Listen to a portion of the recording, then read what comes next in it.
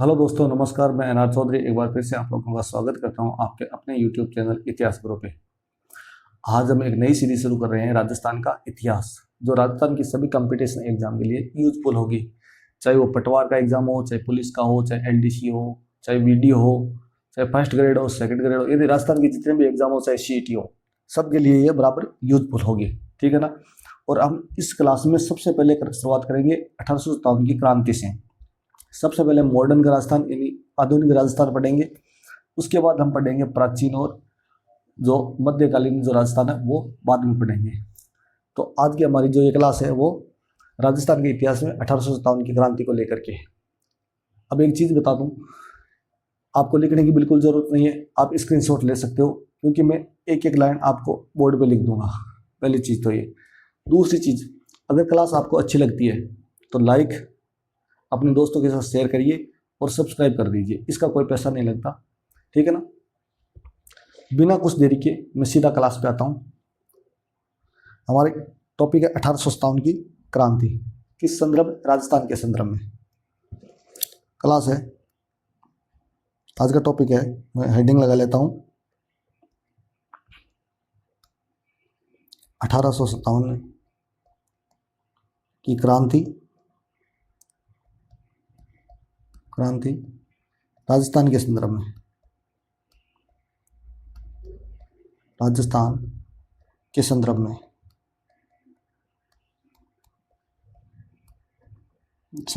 में ठीक है। देखो, इस क्लास में हमें सबसे पहले देखेंगे कि 1857 की क्रांति से पहले, या जब 1818 की जब अंग्रेजी ने राजपूताना के शासकों ने जब अंग्रेजों से संधियां करी थी, उससे पहले राजस्थान की स्थिति क्या थी, मोटा मोटी देखेंगे, परिचय देखेंगे शुरुआत, है ना। और उसको देखते हुए हम आएंगे 1857 की क्रांति तक। उसके बाद हम उसके कारण पढ़ेंगे, कहाँ कहाँ विस्तार हुआ था वो चीज़ें देखेंगे, उसके परिणाम क्या रहे थे वो देखेंगे, और प्रमुख क्रांतिकारी कौन कौन से थे वो देखेंगे। तो मैं एक फ्लो चार्ट बना देता हूँ यहाँ पे, क्या क्या चीज़ें देखेंगे हम। सबसे पहले छोड़ो, इसको सीधा ही लिख लेते हैं। सबसे पहले देखेंगे कि क्रांति से पूर्व राजस्थान की स्थिति। ठीक है ना, पहली चीज। उसके बाद हम देखेंगे इसके कारण क्या रहे। उसके बाद हम इसका विस्तार देखेंगे, तो फिर देखेंगे परिणाम। ठीक है ना। और परिणाम के साथ साथ लास्ट में हम देखेंगे राजस्थान के प्रमुख क्रांतिकारी कौन कौन से थे। प्रमुख क्रांतिकारी इन 5 टॉपिकों को इस क्लास में हम कवर करने वाले हैं। हो सकता है क्लास 2-3 हो जाए, क्योंकि ये बहुत बड़ा है। 1857 की क्रांति टॉपिक बहुत बड़ा है, तो 5 एक क्लास में तो होगी नहीं, तो 2 या 3 क्लास होगी। उसमें आपको 1857 की क्रांति का शानदार नोट्स मिल जाएंगे, और आपको कहीं पर भी इधर उधर भटकने की जरूरत नहीं, यूट्यूब पर भटकने की जरूरत नहीं, गारंटी है। ठीक है ना। और आपको क्वेश्चन मिल जाएंगे, अगर नहीं मिले तो पुराना कोई भी पेपर उठाना, क्वेश्चन मिलान कर लेना, वहाँ मिल जाएंगे। या नेक्स्ट कभी एग्जाम दोगे, जैसे सीईटी दोगे या कोई और एग्जाम दोगे, तो वहाँ पे इसको देख लेना, पहले आपको सवाल मिल जाएंगे। अगर नहीं मिलता है तो फिर डिसलाइक कर देना, मिल गया तो लाइक करके जाना। ठीक है ना। 1857 की क्रांति का हमारा टॉपिक है, मैं शुरू करता हूँ। सबसे पहले देखते हैं 1857 की क्रांति से पहले राजस्थान की स्थिति क्या थी।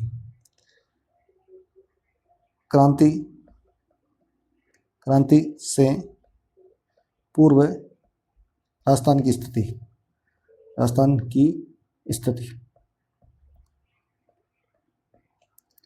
थोड़ा सा और बैक चलते हैं हम 1818 से पहले।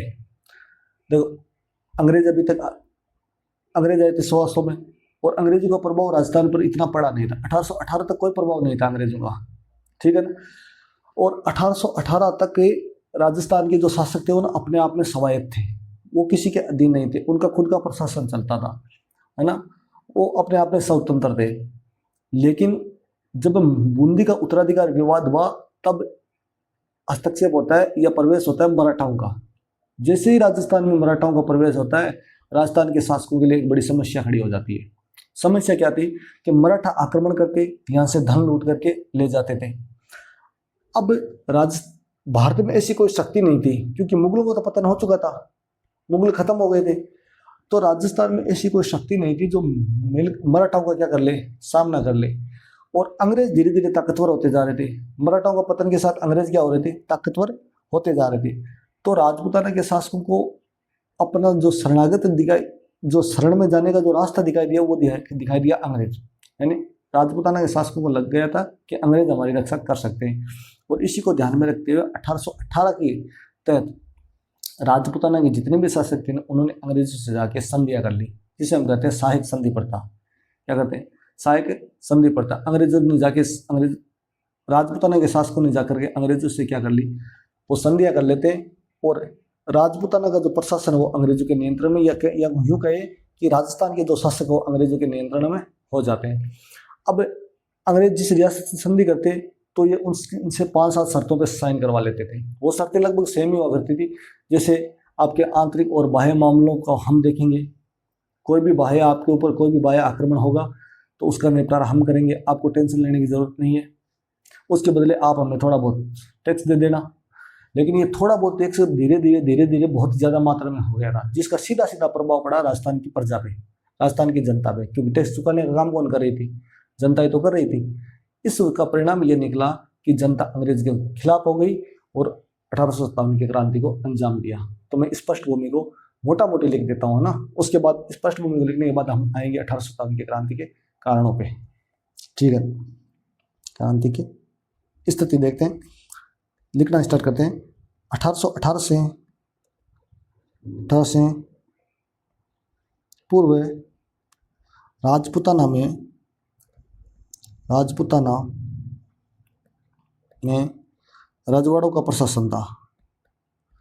रजवाड़ों का प्रशासन था। लेकिन 18वीं-19वीं शताब्दी में मराठाओं का क्या होता है, प्रवेश होता है। परंतु 18वीं-19वीं शताब्दी में 18वीं-19वीं शताब्दी में राजपूताना पर मराठाओं का हस्तक्षेप बढ़ जाता है।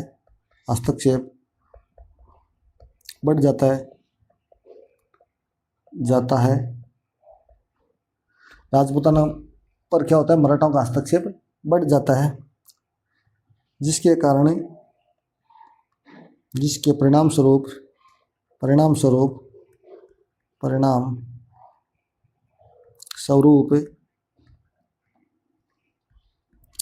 राजपूताना के शासकों ने 1818 ईस्वी में कंपनी के साथ, कंपनी कौन सी थी, ईस्ट इंडिया कंपनी के साथ सहायक संधि पर हस्ताक्षर कर लिए। सहायक संधियां कर ली। अब इन सहायक संधि की कुछ शर्तें होती थी, तो वो लिखते हैं इन संधियों की निम्न शर्तें थी।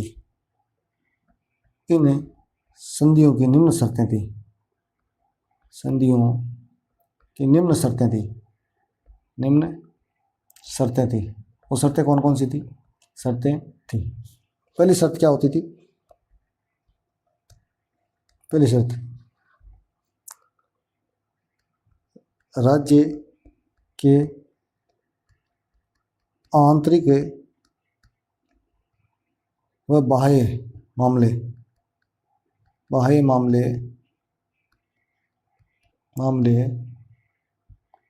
कंपनी स्वयं पर ले लेती थी।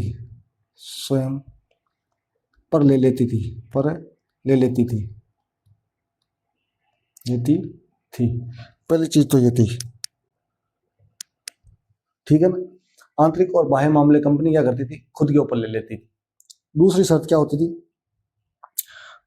दूसरी शर्त होती थी कि कंपनी द्वारा संबंधित रियासत में अपना एक एजेंट नियुक्त किया जाता था। कंपनी द्वारा संबंधित का मतलब जो संधि करने वाली जो रियासत थी ना, वो संबंधित रियासत में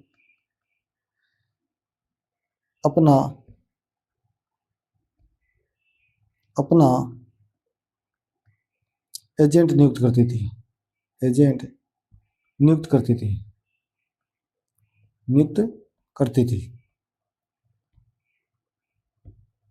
तीसरी शर्त यह होती थी कि कंपनी आपके आंतरिक मामलों में बिल्कुल हस्तक्षेप नहीं करेगी, पर्सनल मामलों में हस्तक्षेप नहीं करेगी। लेकिन होता उल्टा था, कंपनी हस्तक्षेप करती थी। जैसे हम भरतपुर में उत्तराधिकार विवाद देखेंगे तो दुर्जन साल के योग्य होते हुए भी उसको शासक नहीं बनाया गया। जब हम डूंगरपुर का मामला देखेंगे तो वहां प्रतापगढ़ के किसी व्यक्ति को लाके बिठा दिया गया। तो कंपनी आंतरिक मामलों में बिल्कुल हस्तक्षेप करती थी। देखो यहाँ आंतरिक मामलों से मतलब जो अंदर जो विद्रोह होते थे ना, उनसे मतलब है। लेकिन ये अगली शर्त है ना, आंतरिक मामलों में हस्तक्षेप नहीं होती, वो पर्सनल मामलों से पूरे लेकर है। कंपनी आंतरिक मामलों में हस्तक्षेप नहीं करेगी, आंतरिक मामलों में हस्तक्षेप नहीं करेगी। ठीक है ना। और चौथी शर्त होती थी, कंपनी ये काम फोकट में तो करेगी नहीं, तो कंपनी इसके बदले कंपनी भारत जो राजपूताना के जो शासक थे ना, उनसे क्या करती थी, खराज वसूल करती थी। इनके बदले कंपनी द्वारा रियासतों से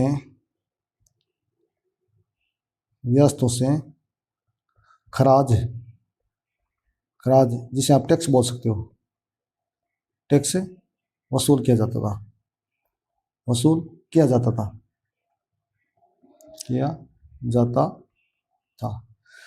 ये थे राजस्थान की स्थिति क्रांति से पहले। अब हम पढ़ते हैं क्रांति के कारण।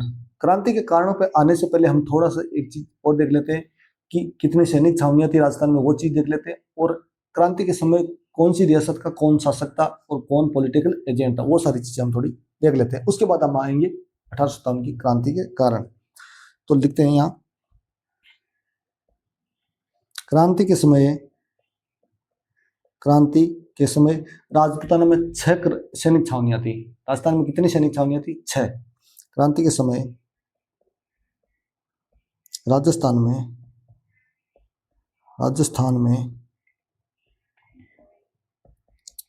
6 सैनिक छावनियां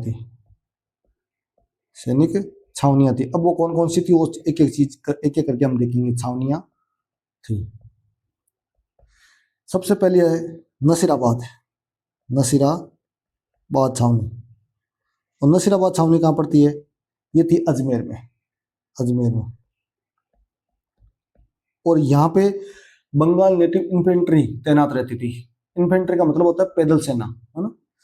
यहाँ पे कौन तैनात रहती थी? Bengal native infantry. एक छावनी देवली जो टोंक में थी। यहाँ पे कोटा कंटिंजेंट तैनात रहती थी। देवली कहाँ पे थी? टोंक में। और यहाँ पे कौन सी सेना? कोटा कंटिंजेंट।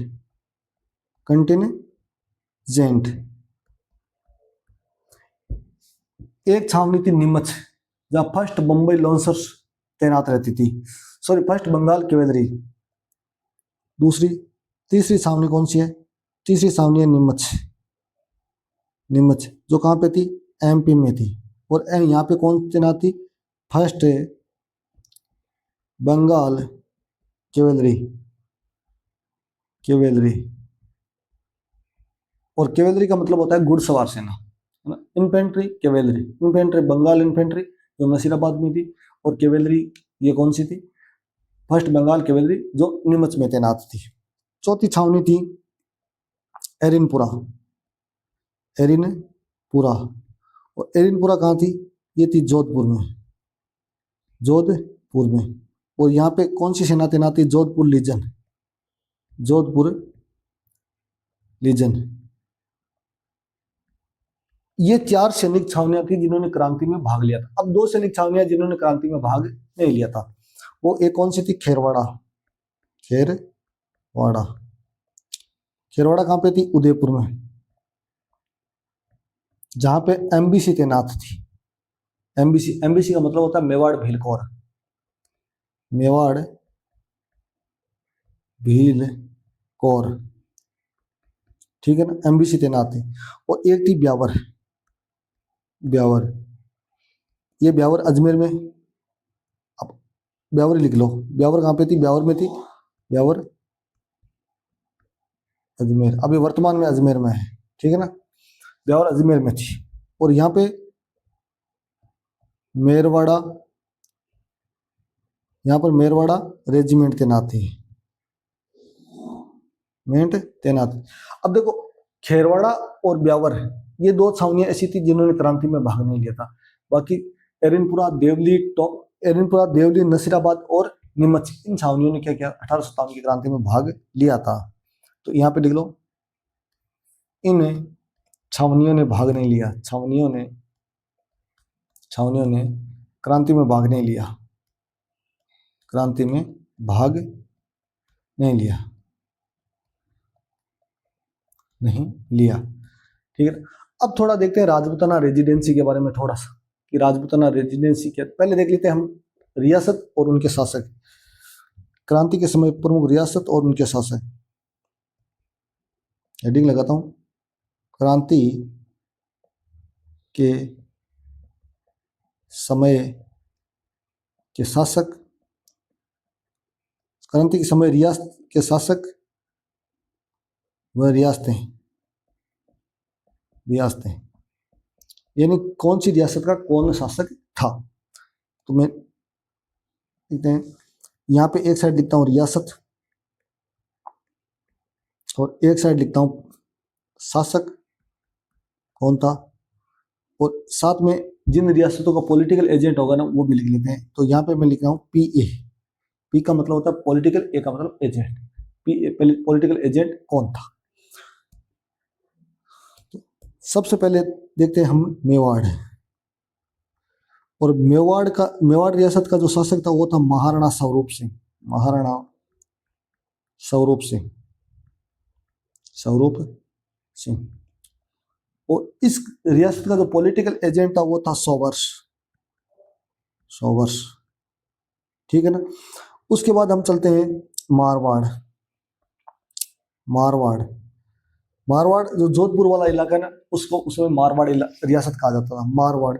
और मारवाड़ का शासक था तख्त सिंह, तख्त सिंह। और मारवाड़ का जो पॉलिटिकल एजेंट था वो था मैकमोहन, कैप्टन, कैप्टन मैकमोहन। आगे पढ़ेंगे कि इस कैप्टन मैकमोहन को कैसे अव्वा के किले पे लटकाया था, है ना, मारवाड़। उसके बाद पढ़ेंगे, देखो 2 साथ याद रखना, कोटा और जयपुर, कोटा और जयपुर। कोटा का शासक था उसका भी नाम था राम सिंह द्वितीय, और जयपुर का शासक था उसका भी नाम था राम सिंह द्वितीय। एक बूंदी का भी ध्यान रखना, बूंदी का शासक का नाम भी राम सिंह ही था। एक बूंदी और लिख लो, बूंदी। तीनों का देखो, कोटा का था राम सिंह द्वितीय, जयपुर का भी था राम सिंह द्वितीय। अलग अलग है दोनों, एक नहीं है, अलग अलग है ना, लेकिन नाम इनके सेम ही थे, राम सिंह द्वितीय, राम सिंह द्वितीय। और बूंदी वाले का नाम भी क्या था? राम सिंह। ये 3 तो आराम से याद हो जाएंगे, राम सिंह, ये प्रथम द्वितीय नहीं तो पहला ही था ना। बूंदी वाले का नाम भी क्या है? राम सिंह द्वितीय। अब था अगली रियासत थी, देखो कोटा वाला था जो पॉलिटिकल एजेंट था उसका नाम था मेजर बर्टन, मेजर बर्टन। और जयपुर का जो पॉलिटिकल एजेंट था वो था विलियम ईडन, विलियम ईडन। एक सिरोही का साथ रख लेना ध्यान, सिरोही, सिरोही का शासक कौन था? शिव सिंह, शिव सिंह। और पॉलिटिकल एजेंट कौन था? JD Hall, JD Hall. ठीक है ना, 1 2 3 6 रियासतें हो गई। उसके बाद हम देखते हैं भरतपुर, भरतपुर। और भरतपुर का शासक था जसवंत सिंह, जसवंत सिंह। भरतपुर के बाद देखते हैं झालावाड़, झालावाड़। और झालावाड़ का था पृथ्वी सिंह, पृथ्वी सिंह। एक किशनगढ़ का भी ध्यान रखना, किशनगढ़ का भी शासक कौन था? पृथ्वी सिंह, किशनगढ़। किशनगढ़ के जो शासक उसका नाम भी क्या था? पृथ्वी सिंह। दोबारा देखो, मेवाड़ का स्वरूप सिंह, मारवाड़ का तख्त सिंह। ठीक है, कोटा, जयपुर, बूंदी तीनों का नाम राम सिंह। उसके बाद सिरोही का शिव सिंह, याद रह जाएगा, सिरोही का शिव सिंह। भरतपुर का जसवंत। ठीक है, झालावाड़ और किशनगढ़ दोनों का कौन है? पृथ्वी सिंह। ठीक है ना, इनके ये पॉलिटिकल एजेंट ध्यान रखना। मेवाड़ का सोवर्स है, मारवाड़ का मैकमोसन है, कोटा का बर्टन है, जयपुर का विलियम ईडन है और सिरोही का जेडी हॉल है। उसके बाद अगला आता है करौली रियासत। और करौली का शासक कौन था? करौली का था मदन सिंह। क्या नाम था? मदन सिंह। फिर आता है धौलपुर, धौलपुर। और इसका नाम था भगवंत सिंह, भगवंत सिंह। धौलपुर के बाद आता है अलवर, अलवर का शासक था विनय सिंह, विनय सिंह या विनय सिंह, बन्ने सिंह भी नाम दिखा मिलता है, बन्ने सिंह। फिर आता है बीकानेर, बीकानेर का शासक था सरदार सिंह, सरदार सिंह। ठीक है ना, फिर आता है जैसलमेर, जैसलमेर। जैसलमेर का शासक कौन था? रणजीत सिंह, रणजीत सिंह, सिंह। कौन सा बच गया आप? दोबारा देखो, मेवाड़, मारवाड़ आ गया, कोटा, जयपुर, बूंदी, सिरोही, भरतपुर, झालावाड़, किशनगढ़, करौली, धौलपुर, अलवर, बीकानेर, जैसलमेर, टोंक। टोंक का कौन है? वजीरुद्दौला, वजीरुद्दौला। डूंगरपुर का कौन है? डूंगरपुर, डूंगरपुर का उदय सिंह, उदय सिंह। ठीक है ना, और प्रतापगढ़, प्रतापगढ़, प्रतापगढ़ का है दलपत सिंह, दलपत सिंह। ये शासक थे। क्रांति जब हुई थी उस समय ये कौन थे? शासक। उस समय रियासतों के शासक हुआ करते थे। उसके बाद हम आगे देखते हैं, अब थोड़ा सा देखते हैं राजपूताना रेजिडेंसी के बारे में। रेजिडेंसी क्या होती है? Rajputana residency, residency. Rajputana residency की स्थापना विलियम बेंटिंग ने 1832 ईस्वी में की थी। कब करी थी? 1832 ईस्वी में, और अजमेर में करी थी। फिर 1845 में इसका जो कार्यालय है वो माउंट आबू स्थानांतरित कर दिया जाता है। इसका जो मुख्य अधिकारी होता था वो एजेंट टू गवर्नर जनरल कहलाता था। क्या कहलाता था? एजेंट। और पहला गवर्नर जनरल बना था mister locket, mister Abraham locket मिला था। क्रांति के समय था पेंथिक लॉरेंस। ठीक है ना, जॉर्ज सेंट पेंथिक लॉरेंस। क्रांति से पहले हेनरी लॉरेंस नाम का था, जिसको क्रांति से पहले थोड़े दिन पहले अवध भेज दिया गया था, है ना। तो मैं एक एक चीज यहां लिखता हूं। राजपूताना स्थापना कब होती है? इसकी स्थापना होती है 1832। कौन करता है? विलियम बेंटिंग द्वारा, विलियम बेंटिंग, बेंटिंग ने। कहां पर करी थी? अजमेर में, सिंह ने अजमेर में।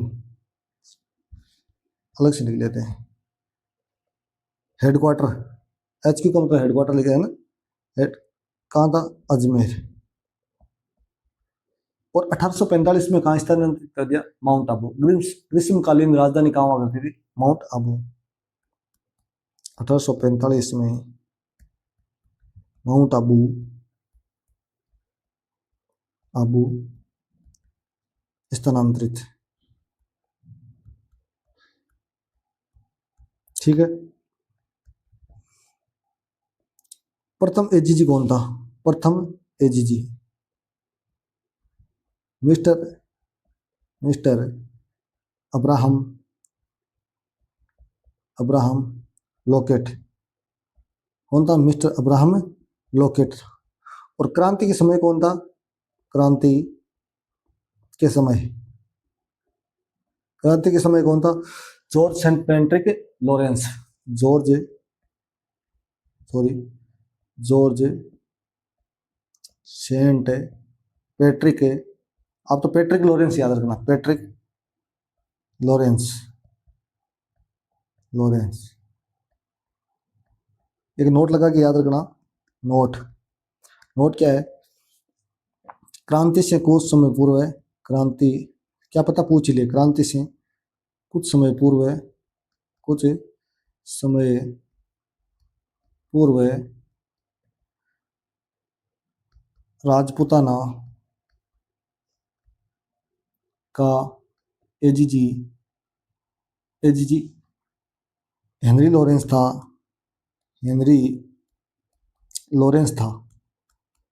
ये दोनों भाई है, पैट्रिक लॉरेंस और हेनरी लॉरेंस था, जिसे अवध भेज दिया गया, जिसे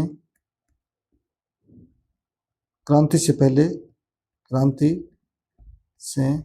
पहले ही अवध भेज दिया गया। पहले ही, आप सीधा याद रखो ना, जिसे अवध भेज दिया गया, अवध भेज दिया गया,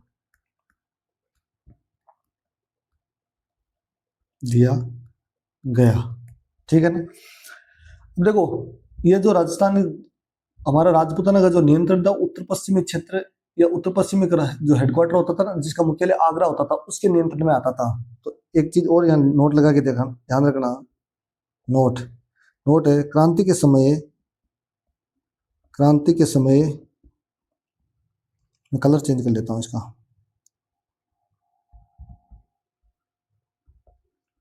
क्रांति के समय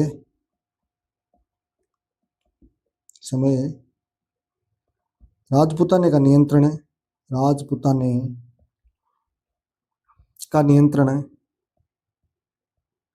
है उत्तर पश्चिमी प्रांत के लेफ्टिनेंट गवर्नर,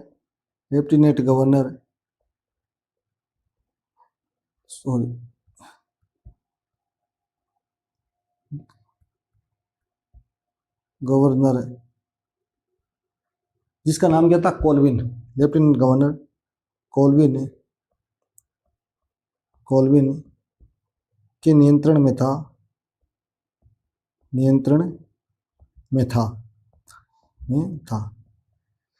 ये लेफ्टिनेंट गवर्नर होता था, एक तो होता था गवर्नर जनरल, एक था लेफ्टिनेंट गवर्नर, जिसका मुख्यालय क्या था? कहाँ था? आगरा, उत्तर पश्चिम प्रांत के लेफ्टिनेंट गवर्नर, जिसका नाम क्या है? कोलविन के नियंत्रण में था, जिसका मुख्यालय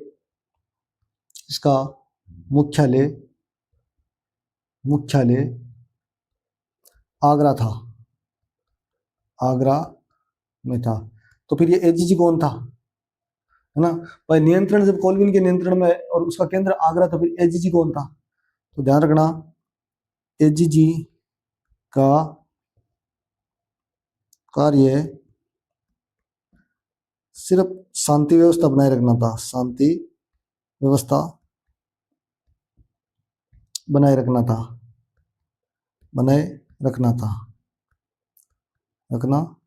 था। ये हो गई हमारी पृष्ठभूमि, यानी हमने 1857 की क्रांति से पहले क्या स्थितियां थी वो देख ली थी, कौन सी छावनियां थी वो इस क्लास में देख ली। दोबारा मैं आपको एक बार रिवीजन करवा देता हूँ। क्रांति से पहले राजस्थान की स्थिति क्या थी, ये चीज देख ली। उसके बाद हमने क्रांति के समय कौन कौन सी रियासतें थी वो सारी देख ली। ये 2 रियासतें खेरवाड़ा और ब्यावर, जिसमें क्रांति में भाग नहीं लिया था। उसके बाद हम क्रांति के समय राजस्थान की जो रियासतें थी और उनके शासकों के बारे में देख लिया था। साथ ही साथ हमने पॉलिटिकल एजेंट के बारे में देख लिया था। उसके बाद हमने देखा था कि राजपूताना रेजिडेंसी के बारे में, कब इसकी स्थापना होती है, कौन इसका, कहाँ पे इसका हेडक्वार्टर होता है, कौन मुख्य अधिकारी होता है, वो सारी हम चीजें देख ली थी। इसके बाद अब देखेंगे हम 1857 की क्रांति के कारण। 1857 की क्रांति के